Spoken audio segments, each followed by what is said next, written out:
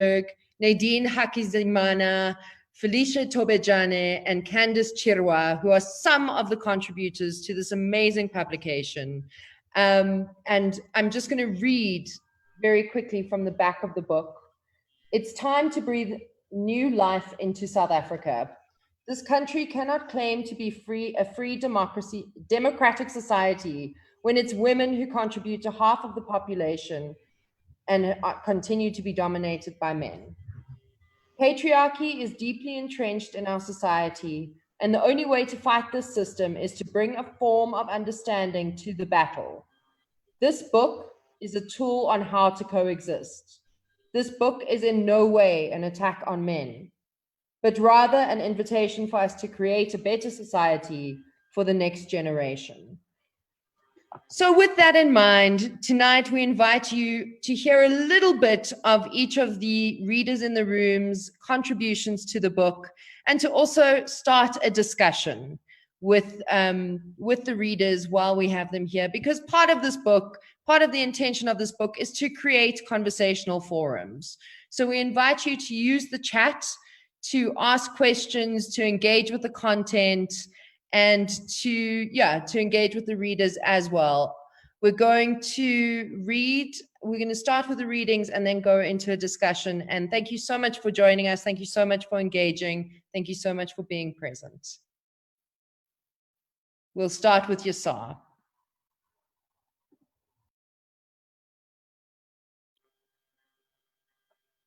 Hi, I am Yasaar. I'm author of Peril number 2, Feminism in Practice. This is a trend I see mirrored in women today, either using their hypersexuality as a tool for their advantage or adopting an over-masculine trait in order to fit into a male-dominated society. This led me to the question, are strong women born or are they created? Personally, I would like to believe that all women are born strong. However, I believe that strong women are created. This is done because of the many hardships that we face on a daily basis. In the same way, a series of unfortunate events may change you forever, which will ultimately make sure you never repeat the same sequence of events. Women are a byproduct of these circumstances. However, these circumstances should not define who we are. Women are forced to create a persona reserved for the outside world, a brave face. Women are forced to wear this out of necessity each day. Women's faces are seen walking down the street, entered in a room, ordering a coffee, browsing in a bookshop, or engaging with men or dealing with co-workers. It's a face that women seldom forget at home. The title of Chimamanda Ngozi Adichie's book, We Should All Be Feminists, got me thinking, why is everyone not a feminist? And where does patriarchy stem from? Okay, let's be real. For the most part, physically, men are stronger than women. That's just genetic. Millennia ago, root strength was necessary for survival. And because women were perceived as weaker, it made sense for men to be providers and protectors. However, in the modern age, strength is not a defining characteristic of leadership.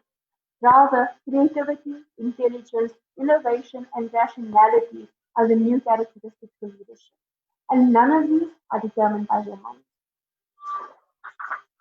Therefore, women are just as qualified as men. So why are women not afforded the same opportunities as men? Like many things in this world, including turning books into movies, the zombie apocalypse, and New Year's resolutions, some things are just better in theory. But feminism is something that we should actively practice in mundane tasks. Feminism in practice is not about assigning blame, but rather an equilibrium that we need to strive towards, not only between men and women, but also between all women. In the case of the two great queens, Queen Elizabeth and Mary Queen of Scots, rather than tearing each other down and listening to rumors, they should have united and presented a strong force. When women stand together, we are truly unstoppable. One of the most profound quotes from the book, We Should All Be Feminists, states that I am a happy African feminist who does not hate men and who likes to wear lip gloss and high heels for myself and not for me. This stood out for me because it's funny how there are so many labels and negative connotations associated with feminism. So many that Chimamanda had to specifically state which type of feminist she associates herself with. Feminism and feminists are often stereotypically depicted as women who hate men. Therefore, Chimamanda states that she is a happy feminist who doesn't hate men. The idea of being a happy feminist originates from the idea that feminism is a Western concept. Therefore, it is not African. Thus, Chimamanda states that she is a happy feminist. The last part of the quote mentions that she enjoys wearing lip gloss and high heels for herself and not men. For me, this is important. In today's society, the female body is hypersexualized and viewed as an object through the male gaze. Therefore, making the distinction that wearing certain clothing items and makeup is for your own enjoyment rather than that of a man's is so important. A story that I am very familiar with is one of the first few years of my parents' marriage. My mom got married at the age of 21, placing her in the final year of university. My dad had already completed his qualification by the time they had gotten married. During the final year, my mom fell pregnant with me, and I was born the following year. My dad took the opportunity during this year to stay home and make sure everything on the home front was taken care of. My mother could focus on her academics while being pregnant. Once my mother had completed her qualification, she took a break and gave my dad a chance to study further. And they did the cycle until my mom got her PhD. I remember as a young girl listening to the story about teamwork, equality, and respect, and thinking to myself, this is marriage, a partnership, allowing each other to shine individually in order to collectively flourish. If one of my parents had been selfish during this time, in the sense that they both decided to pursue their academic careers and focus on family, the whole relationship would have failed. For me, this is and always will be a perfect example of balance and equality. For me, the definition of equality and feminism overlap in the sense that equality is understood as men and women being treated the same within a social, political, and economic context. The exact same thing can be said for feminism. Women globally are striving for equality and equal recognition in all aspects of life. That is why the notion of feminism is so weird for me, because inherently I thought everyone was a feminist, because that was my experience. I've always wondered who wouldn't want equality. I've always believed in the notion of feminism, and for me, feminism is the equality of sexes, point blank. The idea that men and women should be treated equally within all spheres of life should be based on the fact that we are human. Finding out that not everyone shares this belief, for me, is incomprehensible. Thank you. Hi, everybody. I'm Mila, and I am the author of the third peril, Toxic Femininity. That is disgusting. The Greek chorus rises in my head, a susurrus of shame. You are disgusting. I do not know whose voice it is anymore, mine or theirs. I was told that it is what women do, what they must do, because we are women. I was 12 when I watched a friend as she did it, how she let the blades slide over the contours, hand hanging limply above her head as she focused intensely on the barely there fluff under her arms, a barely there fluff that had yet to appear under mine. When she offered me the razor, I took hold of it, nonchalant. After all, hesitation or refusal could show my isolation from the land of women.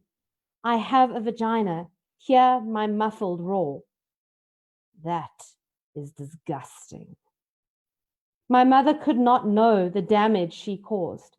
She passed down her mother's mother's mother's wisdom, passed down by the wisdom of those who know better than I, that I can still be the best a man can get if I pluck and prune. Disgusting. And ignore the rash, the itch, the welts, the shame. I decided to stop the plucking and pruning, the rash, itch, welts. Not before asking a man who I love if he could love what my body is. Disgusting. And still I hear the voice. I cannot be the best for a man. I am disgusting. Not what they want. I convinced myself that I would rather be clean, pure, the best. Disgusting. I could not find support in women, my mother, my sister. Disgusting. The voice in my head, mine or theirs. I have let my barely there fluff go, let myself go and grow. But still I inspect the damage. Do I remain a woman if I am not the best a man can get? Disgusting.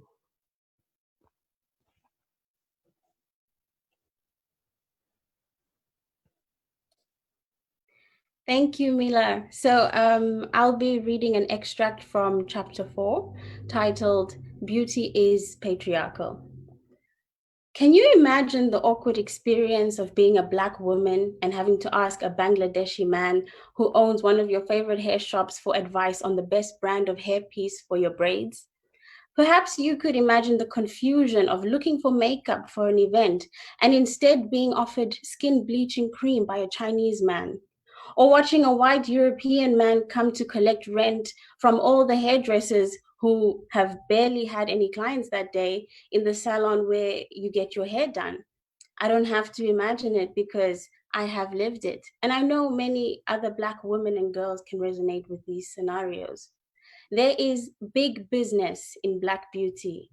It is a multi-billion-dollar industry, but hardly any of that money makes it back to the Black community. I get my hair done in the central business district of Pretoria. Anyone who has ever bought beauty products in that area would have noticed that the industry in Pretoria is dominated by Asian businessmen who profit off of products targeted at Black women. Just one look at the back of popular hair products, hair extensions, skin cream, or makeup in Black beauty supply stores will reveal that the majority of them are made in Chinese, Korean, or Indian manufacturing companies owned by men.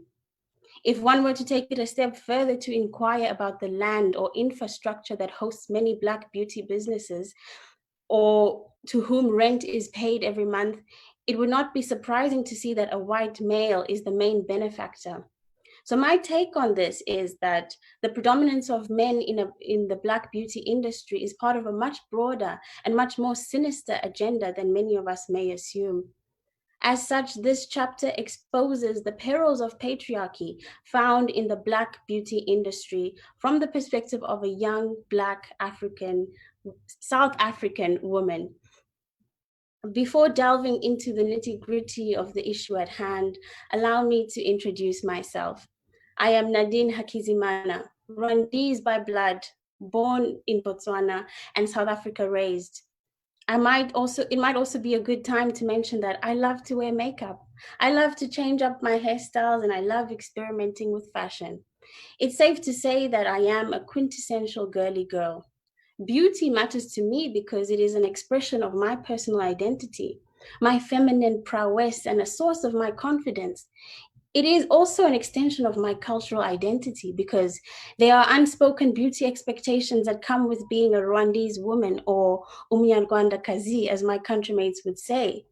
However, spending the majority of my life in Botswana and South Africa, I was faced with having to navigate standards of beauty that are completely different to what I look like. Traits that are considered to be the norm in Rwanda very often are deemed exotic, not always in a good way. both in Botswana and in South Africa. So I mention all of these facts because my experience of patriarchy is inextricably tied not only to my experience of being a woman, but also to my experience of Blackness and my experience of foreignness. Now, it may sound contradictory to speak about beauty as pain because it is largely assumed that beauty can only confer societal advantages. However, a closer, more critical inspection of beauty reveals that it is not problem-free. There are, in fact, very real and painful issues that come with being beautiful or having pressure to conform to a standard of beauty that diverts from who you naturally are. Conversations about beauty are often watered down to superficial narratives that ignore the complexities of the social, professional, and economic engagement with beauty. The fact that a beautiful woman can be scolded by her boss for being a distraction to men in her workplace, or the fact that some women feel the need to spend exorbitant amounts of money in order to survive in certain settings, is part of the problem. The message that I take from my personal experiences of beauty, some of which I have mentioned here, is that there are multiple forces all working together to pressurize women to look a certain way. These are my experiences, but I know many other women can resonate with them. It is a constant battle that cannot be resolved with songs motivating us to love ourselves the way we are, or feminist marches packed with women with hairy armpits in an attempt to be nonconformist. We need to be honest about the duality of our perspectives of beauty. If you ask me, I'd encourage you to stop seeing beauty as a shallow, superficial characteristic. In the same breath, I would also encourage you to question consumerist enterprises that jump at any opportunity to capitalize on your insecurities. There is nothing wrong with liking fancy things. The problem only arises when you would rather be your natural self, but feel pressurized to alter yourself in order to advance in romantic, social, or professional pursuits. Thank you.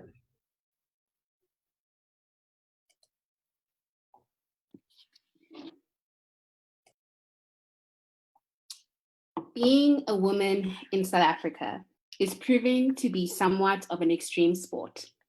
I'm Candice Chirwa, and I am reading Peril 5, Moving Violation. Do you ever wonder why women insist on going to the bathroom with a friend? It is not partly because we're secretly plotting the demise of patriarchy. It is because our safety is not guaranteed. Ask any group of women if they've ever felt unsafe on public transportation, and the stories will flow. Of course, women can't be treated as an undifferentiated group. Disability, class, race, age, sexuality, gender, presentation, and other factors mean that not all women are equally vulnerable to crime or violence on public transportation. Men and boys can also be victimized, and it should not be assumed that every woman is a victim in waiting. The truth is, women do experience a large amount of harassment and abuse whilst traveling alone. As children, it was drilled into our heads to never get into a car with a stranger. Fast forward to the 21st century, and now it is something we do with little hesitation. We rarely think twice when we're using an app for a stranger to give us a ride to the airport or a ride home after a fun night out. I did not think twice on the 22nd of December, 2016, when I was coming back from a friend's birthday party in Muldistrict. The joyous occasion was filled with love, light, and laughter. Eventually, as the night went on, the thought came up, I need to go home. And I had to decide to use the popular e-hailing app, Uber. All I remember about that night was that I did nothing but say no to the driver from the first minute. Nothing out of my mouth was ever anything other than no. Would you like the aircon on? No. Is there a specific route you'd like for me to take? No. Would you like for me to change the radio station? No. The ride started off professional and slowly started turning into a triggering conversation. Do you have a boyfriend? No. You look nice. Can I take you out sometime? No. Are you interested in me? No. Until you agree to go out with me. No. Please, no. All it took was 3 taps on my phone to request a ride. All I wanted was a safe ride home, and in the end, all I received was emotional trauma. Reminiscing on that drive, I recall that the only thing that flashed in my mind was all the stories I'd come across on social media about women being in scary situations in an effort to just get home. About 56% of South Africans depend on public transport to get to work, to go out for social activities, and to visit their families. Women, especially those traveling alone, are increasingly vulnerable when using public transport. There have been too many incidences that have been reported of women being assaulted while using public transport. And if you don't believe me, simply type in your browser, public transport horror stories South Africa, and you will be astounded to see the multiple stories that have been documented. And if you still don't believe me, then indulge me with your time and reflect on the nuances that women face when going out. We as women have to make meticulous decisions about our clothing, document our movements to friends and family members by sharing our live location when we do go out. Society perpetuates the message that safety from sexual harassment and violence is solely our responsibility. Public transport providers further perpetuate this message by advising commuters to regulate their behavior to stay safe. Tips include: keep a protective device, be aware of your surroundings, do not attract attention, wear modest clothing. It would be refreshing for an article to inform society not to rape or attack passengers, but instead the question I ask myself is, whose fault is it? Really, what I'm saying is that women are not the problem, yet society tends to make it seem like it is. Women are constantly debating whether we have the right to speak, the right to go out, the right to exist. We constantly have to monitor what we say and our choice of words, whether we are sitting or are we standing. If we are sitting, how are we sitting? Are my legs too open? And if we are standing, then what are we wearing? When we speak, we need to consider whether our voices are pitched just right to understand whether we'll be taken seriously in a conversation. Think about the mental gymnastics we as women have to do in order to have a conversation, in order to travel to places, in order to just be. And now imagine what it would be like if we lived in a world where we didn't have to do any of that, where we can just speak, travel, and just live. All I want is to stop living in a world where we are second-class citizens and our only job is to make men comfortable. Thank you.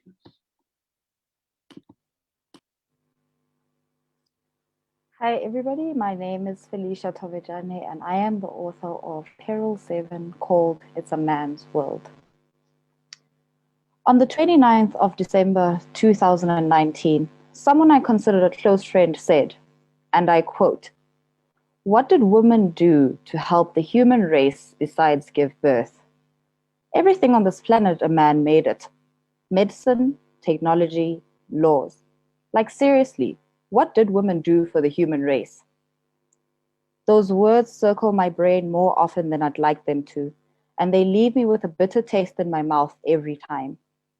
But those words always get me thinking about how often women are told they can't do certain jobs, especially in male-dominated industries. Then I think about the changes we're seeing happening across the globe surrounding gender equality in the workplace. And I ask myself whether women are being uplifted in those spaces purely for corporate governance, or because women are just as skilled and capable as men. These questions I ask myself about gender equality and the statements I hear about how useless women are remind me why I have chosen to build a woman-centered empire.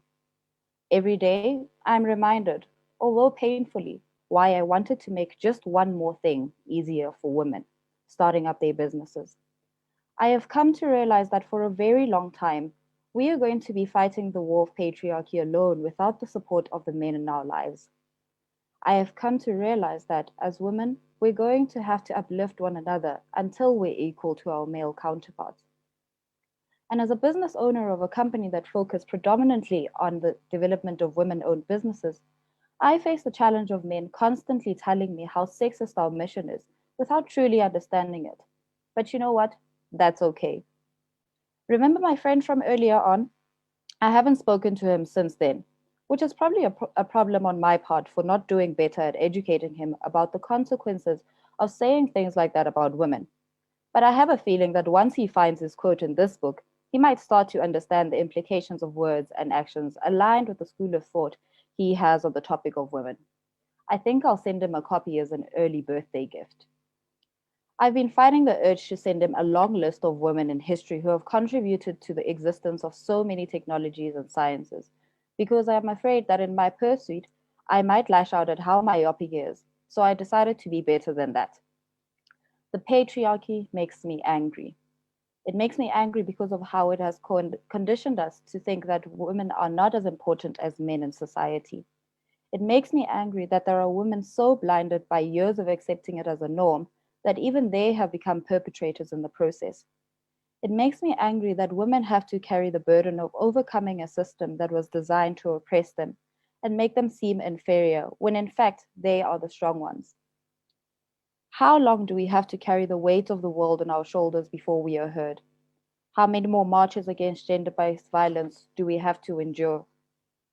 How many more petitions for equal pay do we need to sign? How many more women-headed households need to keep surviving until the ball is finally in our court? The answer should be zero, but that would mean that I'm living in a utopia. Thank you.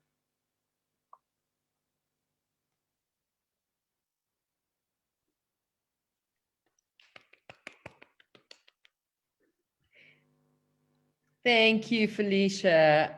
And I'd like to invite all our beautiful readers back onto your screens, back onto our virtual stage for a bit of a chat, for a discussion. So much of the very clear and beautiful intention of this book is about the discussions it's meant to incite. And I think we all have a friend like Felicia who could use a bit of background. So on that note, you can also buy the book online on the Perils of Patriarchy website. And you can also follow Perils of Patriarchy on Facebook, on Twitter, and on Instagram, Perils of Patriarchy. Please help join in the work.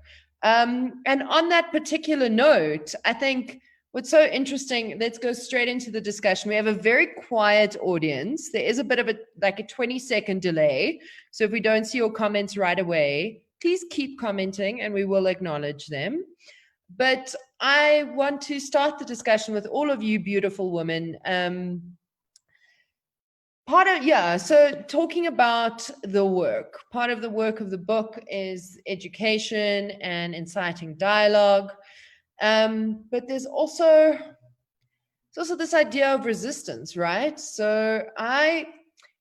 And that's all kind of what we broadly would term something around feminism. And obviously we're in a very difficult space to be going out there and being really present in real life, doing the work of feminists. So I would like to start the discussion with all of you to have a little bit of feedback about what is the work of feminism right now in 2020 in COVID-19 in South Africa. What does it look like? What can we do? What do we need? So I think feminism in lockdown looks a little bit more an amplified version of the hashtag Me Too movements. A lot of the time you find that people are sharing information in terms of how you can get involved, or sharing information in the form of creating posts on Instagram, and then people share those stories. I remember in particular on the 16th of June, Keep Up the Energy and other organizations were hosting a virtual protest in which people had to share a picture or post a Black picture on the feed as a way to raise awareness around gender-based violence, and other things that were at the time hot topics around abuse and rape. So I think right now, you are seeing movements sort of sprouting up where people are having these conversations through the form of creating digital art. And you do have the minute few who are like, let's just go and protest at Constitutional Hill, and we will risk it. We'll risk it. If the cops come, we'll risk it. It's okay. But I think definitely with this lockdown, feminism hasn't stopped. It's just, multiplied in that more people have decided to join the movement by learning and reading resources. So I think that's basically what it's been, and it continues to be, just the unlearning and relearning on social media. Yeah. Well, I mean, social media is such an interesting space because it can be really informative, really helpful, and it can be really damaging. So, I mean, does the internet help or hinder us? I look at something like the sort of challenge accepted movement, which, at face value, or even to a degree, Blackout Tuesday, at face value, these are all big moments for all of us to contribute voices, and they're actually hiding message. No, I absolutely agree. I think that this social media as a platform is a way to allow awareness to filter through into more spaces. And that is such a good thing. But awareness can only go so far. It is the acting on the awareness that becomes more difficult. And I find that, I think in lockdown especially, the acting on is becoming more and more difficult because we have all of those pressures on us to remain socially distant in order to help other people. And I think awareness is fantastic. That's what we need. That is the first step, is the discussion. But we need to start creating movements, perhaps support groups for women who are involved in violent households, who will need a space to move, to leave. I think normalizing the concepts, as Nadine was talking about, the concepts of beauty. So when we post pictures of ourselves on Instagram and on Facebook, and we start tweeting about ideas of beauty, what we need to do is we need to change those concepts in how we relate to them. So put up the photo that does not conform to a standard of beauty that has been imposed on women. Rather put up the just woke up like this, and actually the photo that you woke up as, because that's never going to be attractive. It's hair and it's wrinkles and it's everything else. And I think that is kind of a step forward, a radical movement forward, utilizing social media to act on the awareness. Indeed, I would echo what Mila has just said, but also I immediately think about the women who are unconnected. For us who have access to connectivity, the feminist battle continues. But for those who don't have the access, it's their story is left told by us, those of us who are connected, and it's a huge responsibility, and perhaps it's a little bit unfair, perhaps we do not there's the risk of mistelling the story of whether it's abuse or discrimination, any form of inequality that women face. So it's really a devastating period. I think it's more than the grand idea of the feminist battle. I think about on a micro level, like who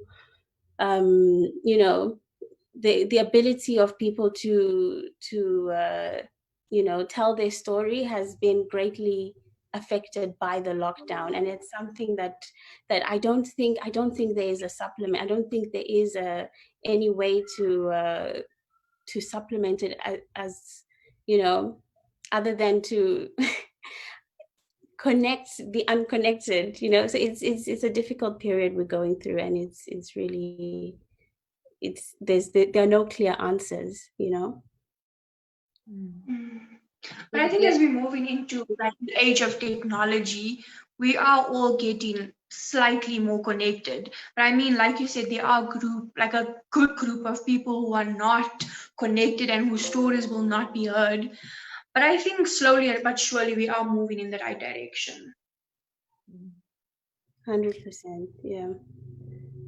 I think it being such a difficult time, it'll have things that help us, but we need to always try and highlight the moments that the opportunities of the moment, and try and meet the moment, even if it's in our pajamas, But yeah, I love the idea of, there's awareness, and this is how it's certainly something I reflect on, particularly as an artist or theatre maker whose job it is to highlight social issues. Awareness is only part of the layer. And I think what becomes so difficult when we can't see each other, when we can't hold each other, when we can't collect one another's stories and empathize in a really real way, this idea of action is really difficult. And I'm going to, we've got a question from Raisa Noor Muhammad, who says, how do you feel we can keep the energy for longer than just a short period? How do we keep this as an ongoing discussion? How do we keep the ball in the air? How do we ensure it's not just a hashtag? I really think that the best way to do that is maybe to keep introducing newer generations to these discussions and these conversations and start normalizing them. So the more we can get ideas out to young women, whether it be using popular culture, maybe using social media. If we need to TikTok, it's not my favorite thing on earth, but I can TikTok for feminism. I can do it. But I think that that's how we keep the conversation going, because then there'll be new ideas still added to that conversation from new generations of men and women growing up into the world that we've left for them. Yeah, and it's really going to take a conscious effort to every single day. Take it as if it's your job, to keep the conversation going. Sometimes we might forget we're in a privileged position, but really consciously think about it and make it your job to continue the conversation, whether it's just tweeting or sending or engaging in conversations with people who just don't understand. It really does take a lot of energy, but if you see it as your duty, I think it will help to continue the conversation past the hashtag. And again, I want to highlight here that the work is for feminists, and feminists can be anyone. Exactly. You do not need a woman to be a feminist. Exactly.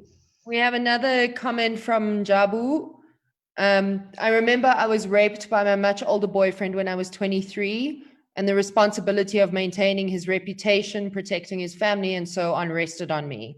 I've been scared for the past 13 years, and I don't know how to let go of that hurt, especially because I see him thriving. Ladies, how do I get myself into a good headspace? And I think part of what we were saying earlier is also this idea of creating these safe spaces. Thank you so much for sharing that. We need to also be able to talk about the fact that this is a reality for a lot of women. Yeah, I think most of the time what we tend to realize that I think this is what you mentioned about how social media sometimes can get a little bit too dark, is that we're always reading these stories to the point that we have become numb to it, and so I think there is important, like Mila mentioned, in creating support groups, in that people can share their stories, they know who to go to, they know how to handle their mental health, because studies have shown that anxiety and depression that peaks after going through a traumatic event is real. And mental health is also another conversation we don't have in our communities. Really, when you do mention that you're depressed, your parents or your guardians just say, go and sleep or just have chocolate and get over it. And that just leaves you to be more isolated. So it's very important in finding these support groups in which people are able to share their stories, but also give you the necessary support to go through what you need to go through. And I know Facebook is a really great haven for different support groups during this time of COVID. So there's a group called a Safe Support Group for women, and women actually just share their stories, share resources. If something has to happen to you, this is who you call. You can use this app. And I think it's just a really great way for people to just connect and just let go as well, because of the process of healing. Sometimes you tend to keep it to yourself, and there's so much greatness and letting go and venting to trusted people. So yeah, I think support groups during this time of lockdown is something that, you know, allows the work of feminism to continue on, because we're allowing ourselves to build those networks, we're allowing ourselves to build onto each other through the strength of feminism and just continue to grow. Yeah. Yeah, and I would say I would encourage, I think it's Jabu. Thank you for sharing that painful story with us. But, you know, I would encourage you to not think about the reputation of your abuser. You know, you know, it's very noble of you to think of him, but really it's your story. It's your story to tell. And I would just encourage you to, you know, when you're ready, speak about it openly. You know, perhaps he is thriving in life for sure, but, you know, you need to let it out, you know. And I think, like Candice was saying, there are many platforms where you can do it. Maybe you can start privately and then slowly build your way up to a public platform, because the reality is there are so many women who have gone through the exact same thing as you. And, you know, not to say that you should you know, expose your story, but if it can provide some healing, please do not think about his reputation. Try, just for once, just try to think about yourself, prioritize your own healing, you know. So that's, yeah, it's difficult. I know it's easier said than done, but just try to prioritize yourself, you know. I think to add to your point, Nadine, I did a podcast interview a few days ago with a life coach, and she said that the healing journey isn't about the next person, and we often tend to think about that. We think, what will somebody else think, or how will what I say affect somebody else? And you're right. It's I know it might be tough for, I think, Jabu, to, you know, be able to speak freely. You're worried about the person's reputation, but the reality is, for you to actually heal completely and let go, it doesn't matter what he thinks. It doesn't matter how this impacts him. If anything, he should be impacted more negatively than you know. But at the end of the day, it really is about letting go and not worrying so much about the next person, worrying more about yourself. It takes bravery, but yeah. I think love and support from communities is the best thing. When you find yourself in a space where you are supported over any tiny little aspect of your life, it's something that allows you to heal, because it allows you to see the goodness in yourself through the eyes of others. And there's something very, very powerful in that. And I think that is the first step. Just because he's thriving doesn't mean that you can't be. It's not a mutually exclusive deal. You can also thrive, and find people who support that moment within yourself where you begin to thrive. Now, I hope you know, one day it goes without saying, but prioritizing self-care is big, and it's also a very big part of a conversation that's happening at the moment. And whatever you need for self-care is going to make you a better person, is going to be able to help you operate better in the world.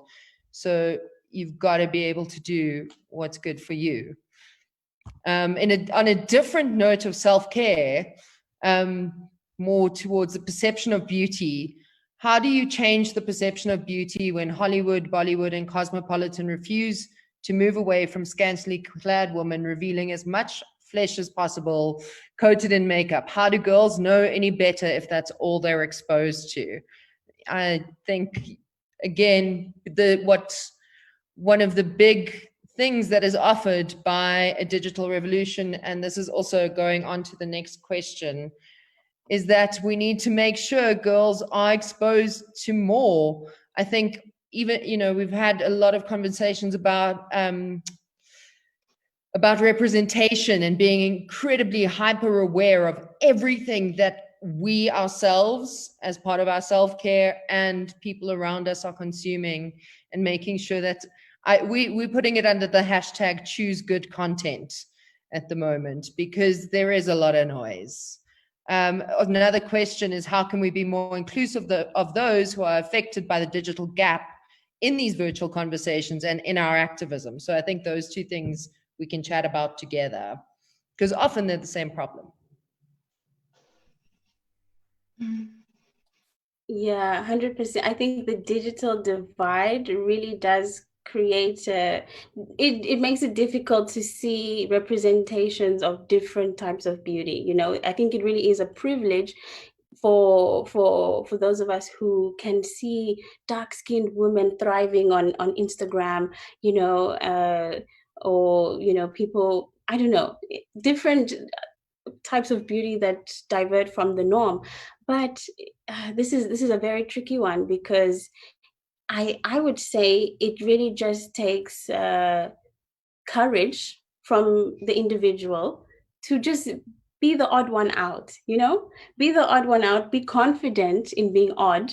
And I swear to you, people will wonder, like, there's something about this girl. She's a little bit different. She's not the usual, but you know, wow, you know, but of course it's difficult if you don't know that you can do that, you know. Sometimes you need to see in order to be, you know. And yeah, I would just say get out more. It's we're social distancing, but you know, whether it's with your neighbor, you know, someone across the street, you know, just talk to people, you know. I think you'll be surprised that a lot of people have very like broad ranges of, you know, beauty and you know, so sometimes in speaking to different people, you can sort of be a little bit like find a bit of confidence to just, you know, be comfortable in yourself. But yeah, it's very difficult. I don't know, ladies, what are your thoughts? I totally agree with Nadine. I think, I'll speak from my high school experience, where, you know, schools are a microcosm of society. So they feed this idea of what beauty looks like. And for me, when I was in high school, my high school experience was just like, beauty is, sorry, Hayleigh, tall, blonde, you know, skinny girl. And here I am, thick-thighed, chubby cheeks, you know, gap with my teeth, and I'm just there like, oh my gosh, I'm not pretty, I'm not beautiful. And also the notion of like, you have to have shaved legs, shaved armpits to be attractive to boys, all these things that were just always like regurgitated, like just pushed down to you. And in your high school, like, this is the uniform code of beauty. And I think it was only until I left the high school space and I was able to engage with different people and interact with people and how they were able to express their individuality. And most importantly, they were able to challenge these norms straight on. Then I was like, you know what, maybe I don't need to be skinny, you know, maybe I don't need to be blonde. But then there's also the representation you see on TV and the content you consume, right? So when you see actresses like Viola Davis who take their wigs off after a long day and are crying and showing that vulnerability that you don't always have to be the strong Black woman, then I'm like, okay, I don't have to be a strong Black woman. And it's okay to be dark-skinned, and I don't have to be skinny. It's really about the representation. And I think it's so important that, you know, especially when we're having conversations with the younger generation, that Instagram is not Inagram. So Instagram is just a replication of what we're like, a minute percentage of, you know, what they want you to be like. It's like trying to strive for perfection, and you should never ever strive for perfection. You should strive for progress for yourself, right? So if you find yourself in a onesie, drinking coffee, beautiful, then post that. Because why? It's your beauty. It's no one else is dictating what's beautiful, and it's about you. And I think that's so important, that we need to have these more conversations for the younger generation in particular. So I'm done with my TED talk. Thanks, guys. And that's the most important thing, I think, is the youth, and especially when it comes to the digital divide. Because if you have those who do not have that access, and they're not able to see the representation of your own kind of beautiful, if they are told by those of us who are passing on this world to them that they are their own kind of beautiful, just that simple statement of affirmation and support from women around you makes such a huge difference. And then And they that- can forge their own sense of representation. And that it's not, that it's not with any particular lens, and nothing is good neither nor bad. And that's something I loved. The address of that in Nadine's chapter was to say, like, you can choose your beautiful, you can choose to spend money. It doesn't mean, if everything's a choice, shaving armpits or leaving them hairy is a frigging choice. And what we need to maybe become a bit more adept in and a bit more confident in is going, I know why I'm making that choice. And that choice is for me. Exactly. Yeah. Something I read recently, well, not recently, but a while back, it said stop following influencers and models and start like following philosophers and poets on Instagram, and it will completely change your outlook on life. And I mean, we've become so accustomed to like seeing Kim Kardashian-esque people on social media, and that's kind of become the standard of beauty. And I mean, that's not normal. And I mean, they also promote that kind of standard of beauty. And I mean, people like that have had so many procedures to look that way. And it kind of doesn't bring forward this natural beauty that we all kind of strive towards. And I mean, you see Kylie Jenner like get out of bed and she's like perfect. And you're like, but wait, she had like a nose job, cheek filler, lip filler, like a facelift and all these things. And you're like, oh wait, why am I not beautiful? Oh, you're not beautiful because you don't have cheek filler, lip filler, like Botox and all these things. So I mean, it just changes your perception. And I think in terms of representation, if you follow plus size models, dark skinned people, like just people who look more like you kind of realize like, oh wait, I am beautiful because beauty is not just Kim Kardashian. So I think it's important for representation in that sense. I think there's definitely more than one standard of beauty. We're just not exposed to it because we're oversaturated with Kim Kardashian.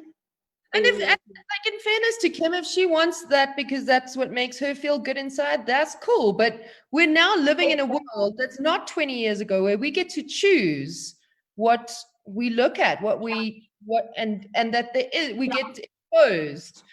So the beauty, yes, the world has changed in so many ways. And sometimes you'll sit with your parents and they'll tell you how much more hectic it is now. And sometimes you can go, yeah, but I get to choose what I consume. And I have, and I think that's what I love about Instagram. You can choose. Before you had like a set list of people you had to follow. Nowadays, there's so much content on, I think, like Instagram, TikTok, Twitter. I mean, there's a million things that I don't even know about. You can literally choose what you expose yourself to. You don't have to follow certain people in order to like stay up to date. There's so many different forms of engagement, which I love.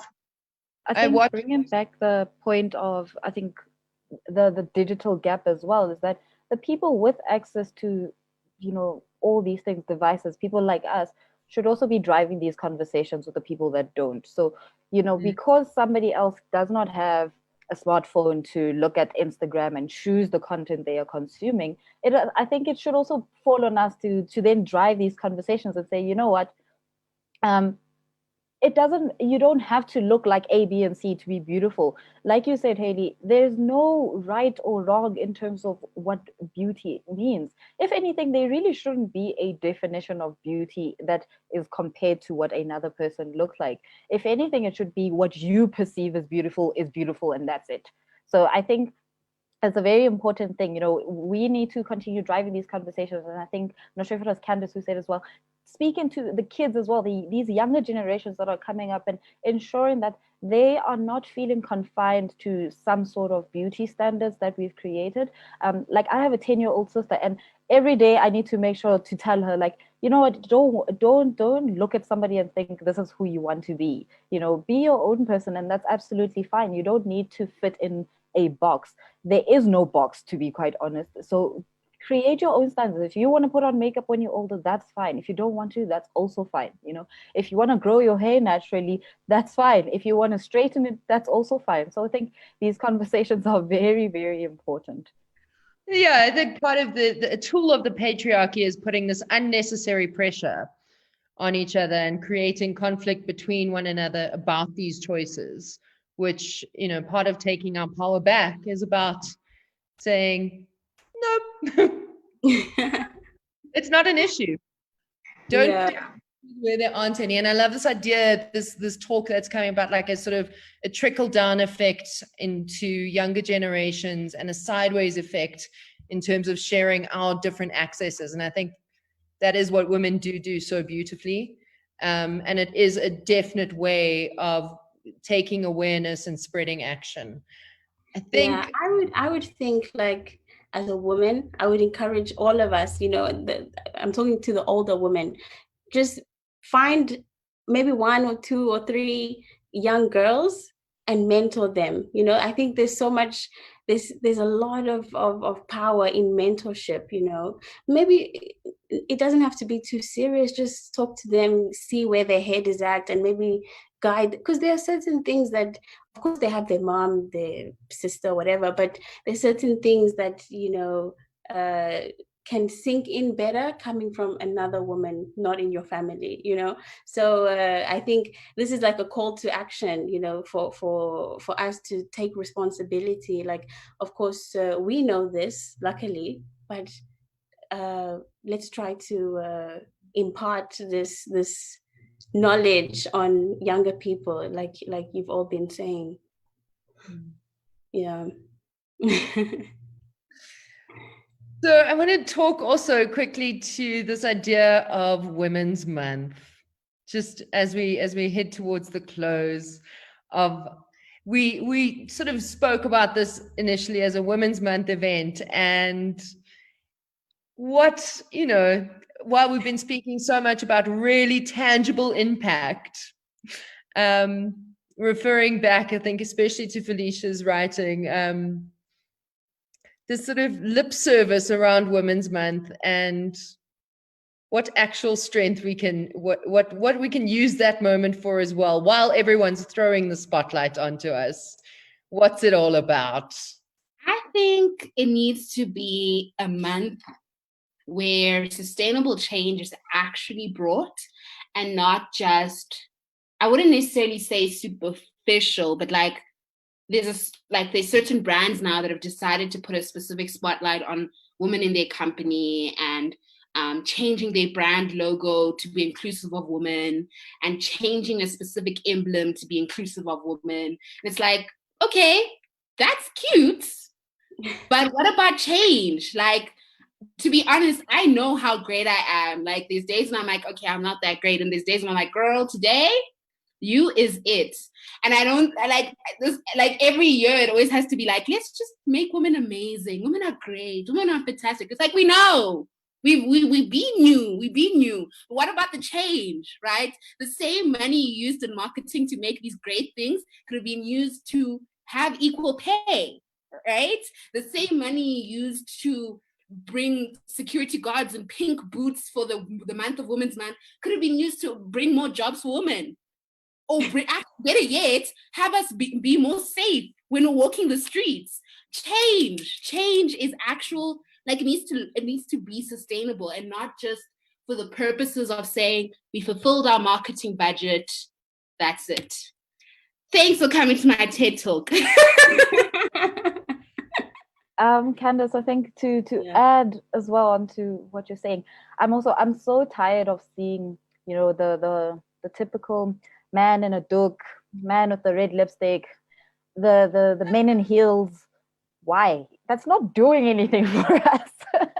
You know, that doesn't do anything for us. You do not feel, as a man in heels, that is not walking a day in my shoes.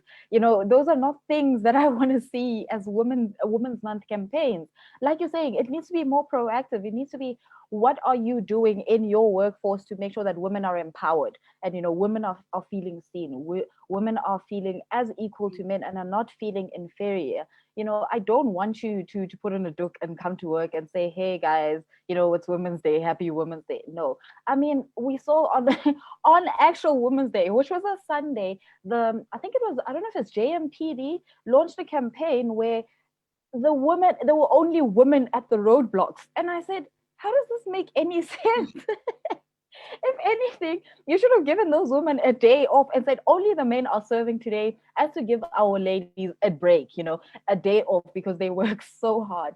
And I just think there's too much fluff, there's too much conversations. And like Candice said, covering a marketing and PR budget, but it's all about sustainability. It's doing things that are actually proactive, that will have an impact in the future, and not just, for show, because we can see you and we're looking at you as a big corporate or as a brand saying, hey, what are you doing for Women's Month? And now you need to, change your logo, paint the office pink and all of that. That's really, it frustrates me so much. And I think the most disappointing thing is because we live in a country where women's lives we're endangered. We're as good as being considered an endangered species.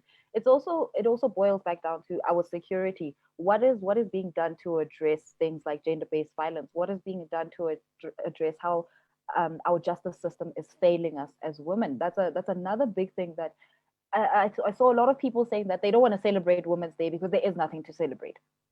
If anything, this is a sad day. We should all be wearing black, be mourning, because of how many lives of women that have been lost, especially, that go unnoticed.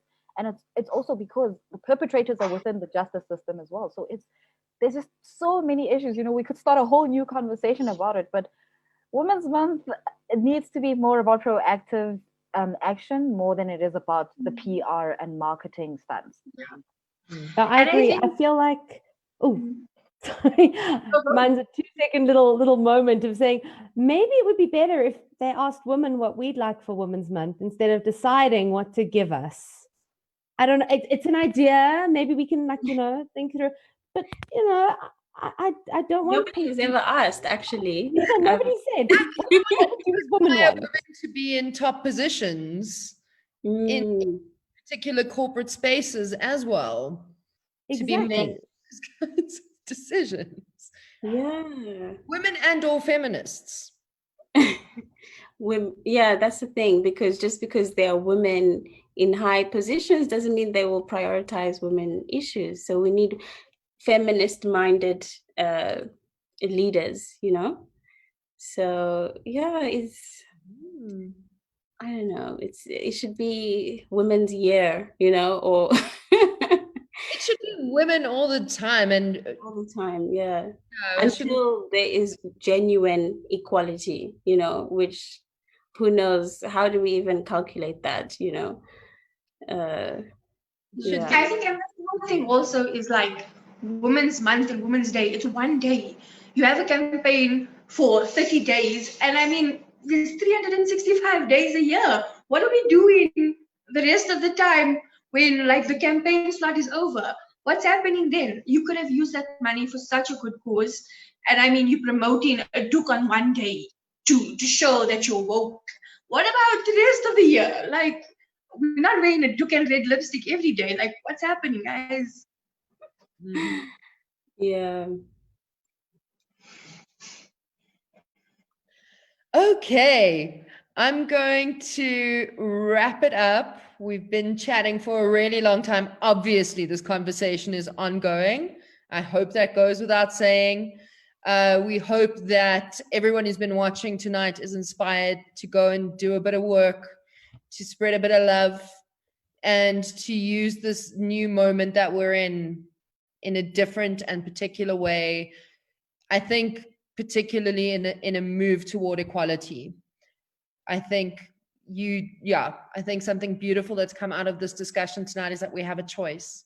We have a choice to champion causes.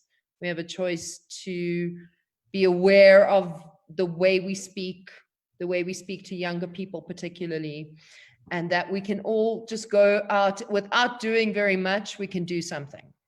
So, but if you would like to do something, here's something to do. Go on to the Perils of Patriarchy website. Order this beautiful book. You heard less than 50% of what's in it tonight at the beginning of the show. So please go and engage more. Please follow both POPArt and Perils of Patriarchy, the two great pops, on social media, and have a fabulous weekend, a fabulous Friday, and a fabulous Women's Month. Yes. Thank you. Thank you.